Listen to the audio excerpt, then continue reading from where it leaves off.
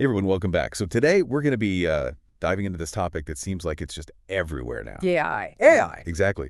Specifically, all these crazy, realistic digital replicas. I mean, it's wild. You've seen it, right? Like fake Drake dropping hits, AI images winning art contests. Yeah, it's really incredible. It's mind blowing, but it's also kind of scary. Right. To be honest, right? Like legally, Like, ethically. yeah. So to really unpack all of this, we're taking a deep dive into this U.S. Copyright Office report. Oh, interesting. Yeah, it's called Copyright and Artificial Intelligence, Part 1, Digital Replicas.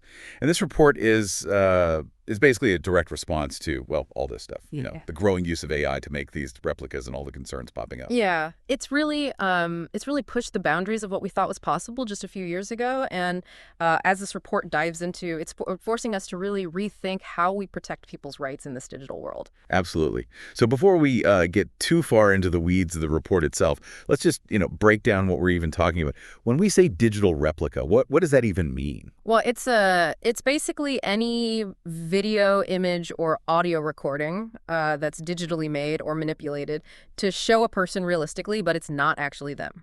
Okay, so like a really, really good impersonation. Yeah, but instead of a human doing the impersonating, it's AI. Okay, so like that Heart on My Sleeve song. Yes, exactly. Sounded just like Drake in The Weeknd, but it was all like completely AI. Completely. And that song, it went viral, right? Millions of views. It's a great example of this, this double-edged sword thing with this tech. Totally. The report actually digs into both sides of that, you Yeah. know, like on one hand, AI can give artists all these new tools. Yeah, it can be very empowering. The report even talks about Randy Travis, the country singer. Oh, yeah.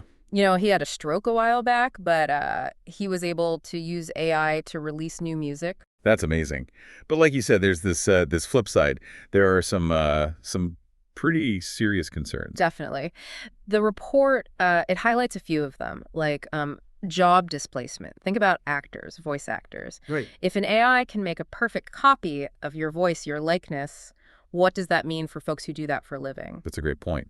And then beyond jobs, there's the potential for scams even. Absolutely. Like, imagine someone uses AI to copy a CEO's voice image, to authorize some kind of fraudulent transfer or trick employees. It's happened.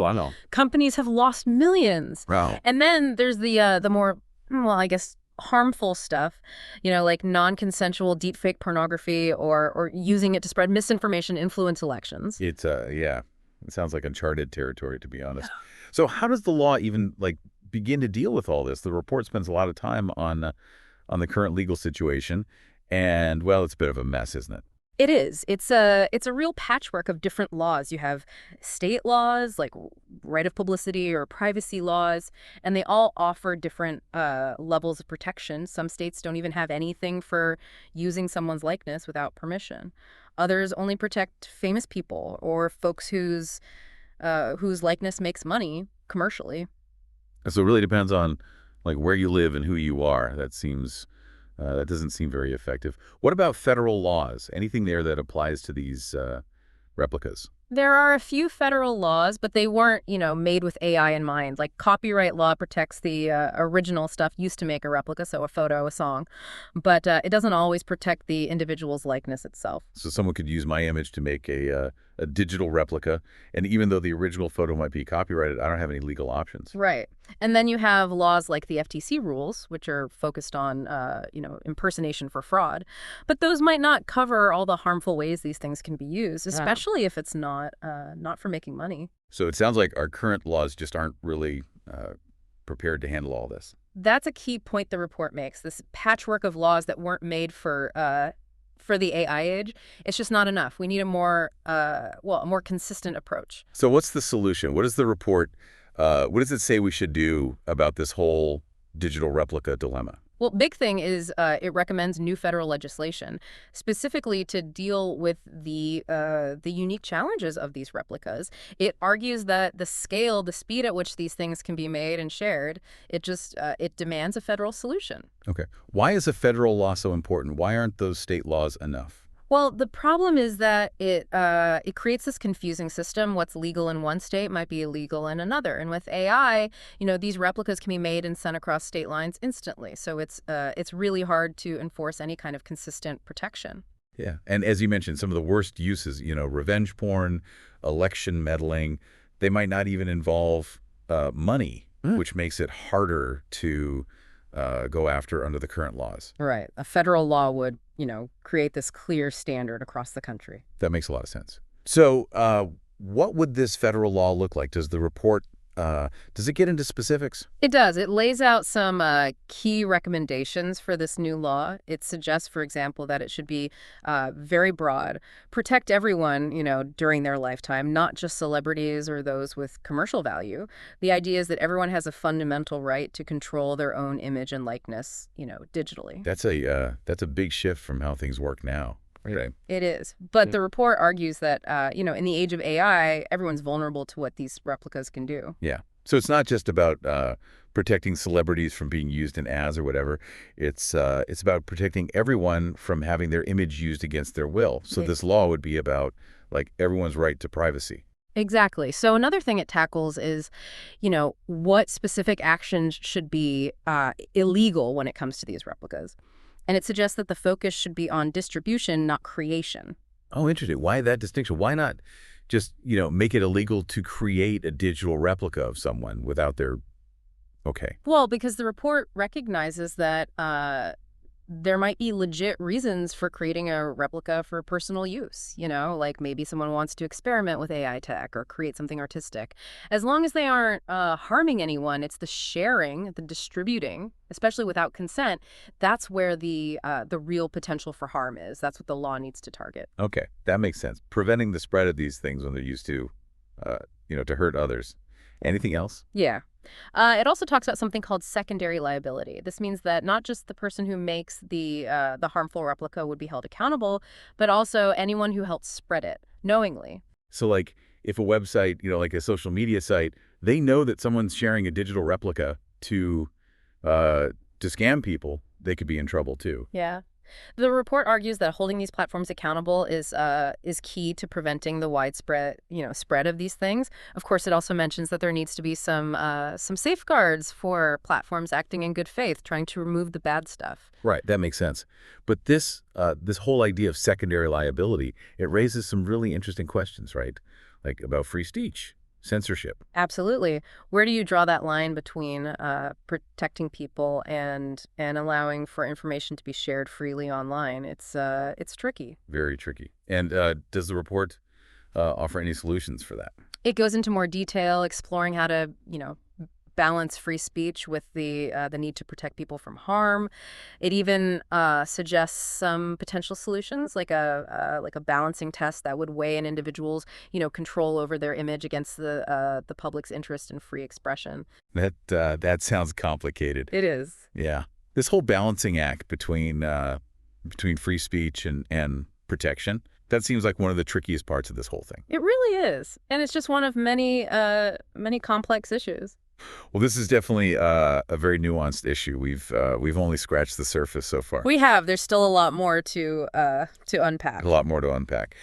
So we've talked about the basics, like what are these digital replicas? What are the legal issues? Now I kind of want to dig into some of the specifics that the report brings up. One that really jumped out at me is this whole thing about postmortem rights. Like what happens to someone's digital replica after they die? Does it become like part of their estate? Can their heirs control it? What about historical figures? It seems like a really gray area. It is, yeah. The report, it actually points to this as one of the really thorny issues. Lots of debate on both sides, too. Some people think that heirs should have the right to control the replica, just like any other asset. Protect the person's legacy, make sure it's not exploited. Yeah, that makes sense. Yeah. I mean, you wouldn't want, someone just profiting off a dead person's image without their family's consent. Yeah. Exactly. But then the other side of that argument says that if you give too much control over these post-mortem replicas, it could stifle creativity. Like, imagine if you couldn't make a historical film, right, with a digital replica of a famous person without getting permission from their great-great-grandkids. Yeah, it'd be almost like censoring history in a way. Exactly. And what about historical figures with no living heirs? Who controls those? Yeah, another layer of complexity there. The report, honestly, it doesn't offer any easy answers on this, just presents the different arguments, highlights the need for some serious thought and discussion on all this. It definitely seems like something that needs a lot more work before any decisions are made. I agree. And it's not just about the legal side of it either. It's about ethics too, right? How do you Okay. balance free expression with respecting the dignity of people who've passed away? Yeah, no easy answers there. So, moving on from the afterlife of digital replicas, the report also talks about these assignments and licensing things. Can someone just like sign away all control over their digital replica? Could they like make a deal letting a company use it for anything, even after they're gone?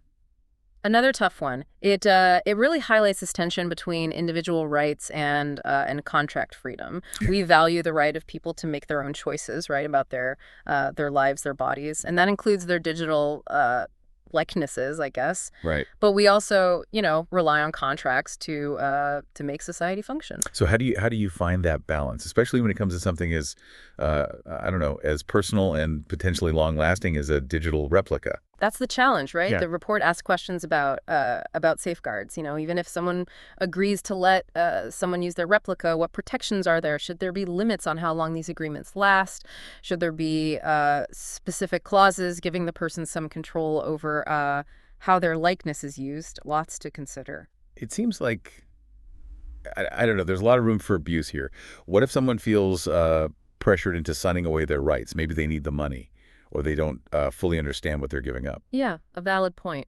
And the report acknowledges that. It stresses the need for clear language in these contracts so people know exactly what they're agreeing to. It also suggests that minors might need special protections, Yeah. since they might not fully grasp what it means to give up control over their digital self, I guess. Right. Right. Okay. So we've talked about post-mortem rights and these agreements people can make. What about the impact on actual artists? It seems like digital replicas could be both a tool and a threat to creativity. Absolutely. It's a big part of the report. It acknowledges that AI could be amazing for artists, right? Experiment with new styles, collaborate in new ways, even create things that would be impossible for humans alone. Yeah, like AI generating ideas or Yeah. helping with the more technical parts of creating. Right, right. But then, the flip side is if an AI can perfectly copy an artist's style, what does that mean for human creativity? Could it like devalue art? And what about the artists themselves? Will they be replaced by AI? It's almost like we're moving into this world where the line between human and machine creativity is getting blurry. That's a great way to put it. And the report, it really wrestles with that, acknowledging that AI can both enhance and threaten human creativity. And it basically calls for more discussion, more exploration of how to deal with this new reality. Yeah, it definitely feels like we're just at the start of this conversation, and the answers are still pretty unclear. Makes me wonder about the future of art itself. Will AI be a tool for collaboration, innovation, or will it be a threat? Like algorithms just churning out generic stuff and drowning out the voices of individual artists. That's the big question, isn't it? And the answer is probably going to be pretty complicated. It's likely not just going to be one or the other, AI could be both. Okay. And how it impacts art it'll depend on the choices we make. Right. It's on us to shape that future. Exactly. So this report, it's raised a lot of concerns, but it's not all doom and gloom. Oh, definitely not. It acknowledges that AI can be a force for good, Yeah. especially for artists. It talks about how important it is to make sure AI is used responsibly and ethically. It's easy to get, I don't know, caught up in the fear, the hype around AI, but it's important to remember it's a tool. And like any tool, it can be used for good or for bad. I agree completely, and that's one of the big takeaways from this report. It's not just a warning; it's a call to action. You know, think deeply about the ethical stuff, about how we shape this technology so that benefits us. So we've talked about what happens to digital replicas after someone dies, about the agreements people can make and the impact on artists. But what about this whole thing about artistic style? Can AI just like copy an artist's style without without infringing on their rights? Can you even like legally protect that? That's where it gets really interesting because it mixes copyright, trademark, even the right of publicity. Like copyright is usually about protecting the expression of an idea, not the idea itself. So can you copyright a style, which is it's more of an abstract concept. Yeah, it's like trying to define what makes a Van Gogh a Van Gogh. You know, it's the brushstrokes, the colors, but also something more hard to define legally. But we can recognize a style, right? Yeah. You look at a painting and say, "Oh, that's a Monet," Yeah. even if you've never seen that specific painting before. Yeah. So, how do you protect that from AI? The report looks at different legal options, but it's a complex area. Very complex. Some people say that if an AI makes something that's basically identical to an artist's style, that's a copyright violation. Others say that's going too far, that it stifles creativity. After all, artists have always, been inspired by each other. Where do you draw the line? Yeah, it's a slippery slope. It is. Too much protection, you stifle creativity. Not enough.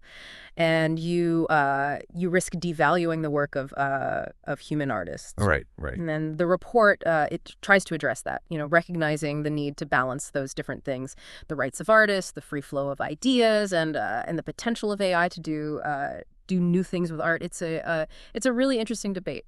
And one that's becoming more and more relevant as we see all these examples of AI imitating art. Definitely. There have even been cases where artists have spoken out against AI-generated work that copies their look. It's raising some big legal questions. Yeah, like, do artists have the right to control how their style is used? Even if it's not a direct copy, can AI companies claim fair use when they, train their algorithms on all that copyrighted art? It's, yeah.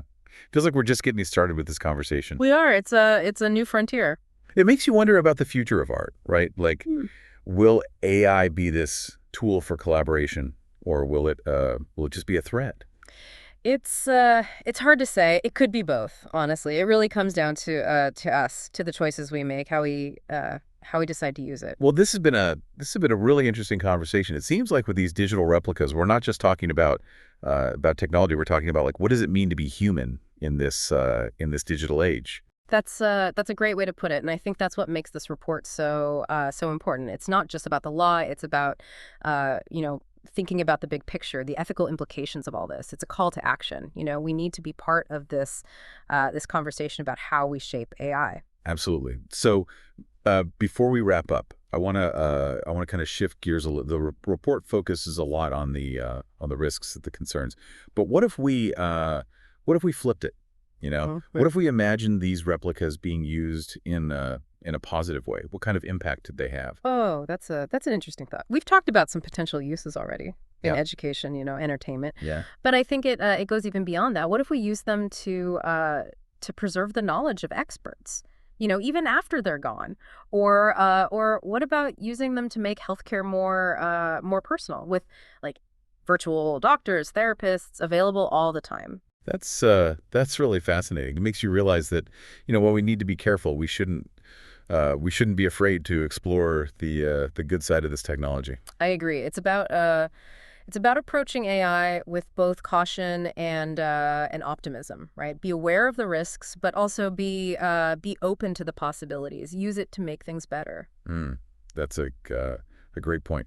Well, I think that's a good place to leave it for now. Thanks for joining me on this deep dive into the world of digital replicas. It's been a really interesting journey. My pleasure. It's always great to explore these topics. It really feels like we're at this turning point, with this tech. We can see all the good it could do, but also the potential for harm, and it's really on us to decide where we go from here. But before we get too deep into that, there's one more practical thing from the report I wanted to hit, and it's a big one. Section 230. This legal shield. It's been so important for the internet, but now with all this AI generated stuff, digital replicas, people are wondering if it needs to change. It's It's definitely a big debate right now. Yeah. For those who might not know, Section 230 basically says online platforms aren't responsible for what their users post. Right. It's been huge for the internet, right? Yeah. Allowed it to grow, free flow of information, all that.